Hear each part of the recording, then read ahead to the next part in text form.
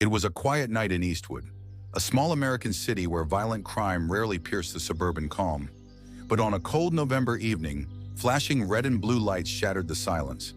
A young black man was pulled from his car, pressed face first onto the hood, his wrists snapped into cuffs.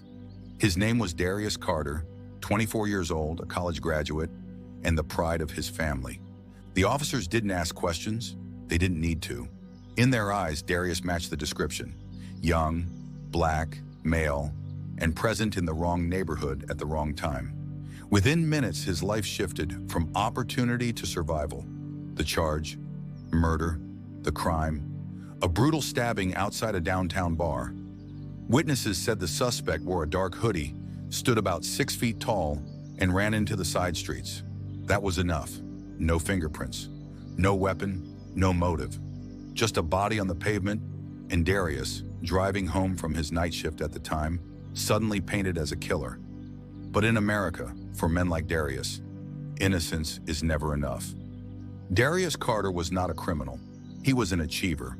Born and raised in Eastwood, he was the son of a postal worker and a church choir director. His life, though far from easy, was a blueprint of discipline and perseverance. He studied hard, worked part-time jobs to pay his tuition, and graduated with a degree in computer science. His dream was to build a tech startup that could inspire kids in his community. But to the wider world beyond his family and friends, Darius was never simply Darius. He was a black man, forever shadowed by suspicion. On the night of November 12th, he left his shift at a local warehouse and drove home.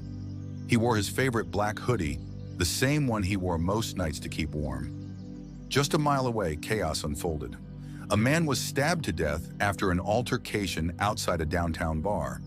By the time police arrived, the suspect was gone.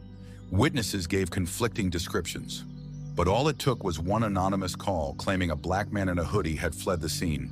And within minutes, Darius Carter was stopped, searched, and declared guilty by assumption. The next morning, local headlines screamed, "Young man arrested in downtown stabbing."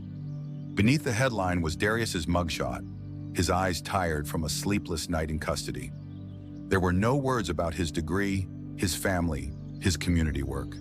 Instead, the papers pulled fragments from his past: an old parking ticket, a teenage school suspension, a photo from social media where he posed with friends making hand signs. Out of context, it was enough to paint a picture. News anchors speculated about gang ties. Online comment sections buzzed with certainty. He looks like a thug. Why else would he run? Lock him up. No one asked why the evidence was thin. No one cared that Darius had clocked out of work minutes before the stabbing, with time-stamped records to prove it. In the court of public opinion, his hoodie was a weapon, his skin a guilty verdict. Inside the interrogation room, detectives pressed him for hours. Why were you near the scene? Who were you with? Don't lie, Darius. We have witnesses. But the so-called witnesses had seen only shadows. One claimed the suspect limped. Darius didn't. Another said the suspect had tattoos on his forearm. Darius's arms were bare, but contradictions didn't matter. What mattered was closing the case quickly, securing a confession, and proving to the public that the system worked. Darius refused to confess. His alibi was solid. Time-stamped punch-out cards, co-workers who saw him leave. But instead of releasing him, the police doubled down. They combed through his phone, his social media, his friendships, looking for anything to twist into motive. Days later, prosecutors announced they were pursuing charges: murder in the second degree, potential life sentence, bail set at $500,000, far beyond what his family could afford. Darius Carter would wait for his trial behind bars. Jail was not a holding cell. It was a psychological battlefield. Every day, Darius repeated the same words to himself: "I am innocent. I didn't do this." But in the system, innocence didn't matter. He was strip-searched, cataloged, given a number. Guards addressed him not by his name, but by that number. He was placed in a crowded cell with men who looked at him with suspicion or pity. Nights were loud. Days were longer. His family visited when they could, his mother gripping his hand through the glass, whispering prayers. His younger brother promised to find a lawyer, but legal defense cost money, And for a working-class black family, money was always a fight. The state appointed him a public defender. Overworked, underpaid, juggling dozens of cases, the defender met Darius for the first time just weeks before trial. "We'll do what we can," the lawyer said. It wasn't hope, it was bureaucracy. The courtroom was polished wood and cold stairs.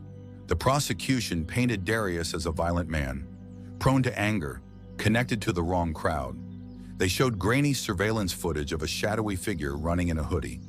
"That man," they told the jury, "is the defendant." They presented no weapon, no fingerprints, no DNA, but they didn't need to. What they had was fear. Fear of crime, fear of violence, fear of the image they projected onto Darius.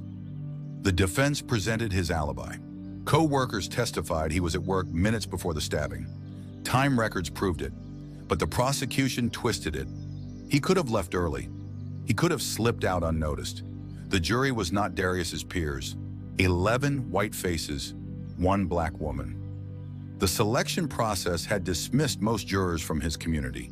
What remained was a panel already leaning toward suspicion.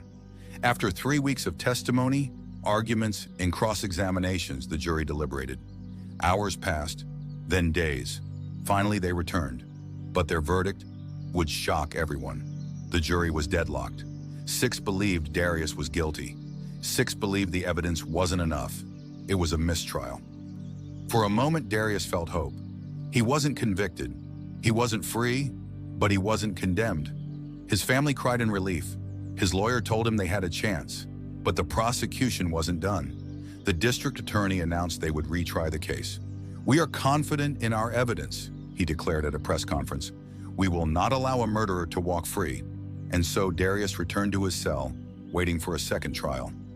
While Darius sat in jail, new information emerged. A local journalist investigating the case discovered inconsistencies. Surveillance footage from a nearby gas station showed another man wearing a hoodie running in the opposite direction minutes after the stabbing. This man had a known history of violence, but when the journalist presented the footage to police, it was dismissed as inconclusive. The prosecution buried it. To admit its existence would weaken their case. Darius's lawyer filed a motion to include it. The judge denied it, calling it irrelevant. The truth was there, hidden in plain sight, but justice had no interest in finding it. Months turned into a year. Darius lost weight, his spirit dimming. Yet he clung to hope that the second trial might clear his name. His mother sold their family car to pay for a better defense attorney. His brother started a community petition, gathering signatures demanding his release. But on the eve of the retrial, a new twist emerged.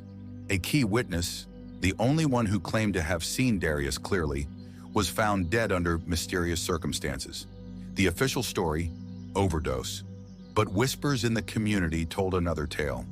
The retrial would proceed without that witness. But instead of strengthening Darius's case, prosecutors doubled down harder, now arguing the witness had been intimidated by Darius's supporters, suggesting guilt by implication. The judge allowed it, and as the retrial began, the world outside forgot. Media interest faded, headlines moved on. But inside that courtroom, one young black man's life still hung by a thread. The question remained, would evidence ever matter more than skin color? As the prosecution gave its opening statement, the jury sat stone-faced. Darius watched them, his heart pounding. And then, the story of Darius Carter is far from over. What happens next will decide not only his fate, but will expose a system that demands the impossible, for black innocence to prove itself beyond every shadow of doubt. Because in America, the burden of proof doesn't rest on the state. For black men like Darius, it rests on their very existence.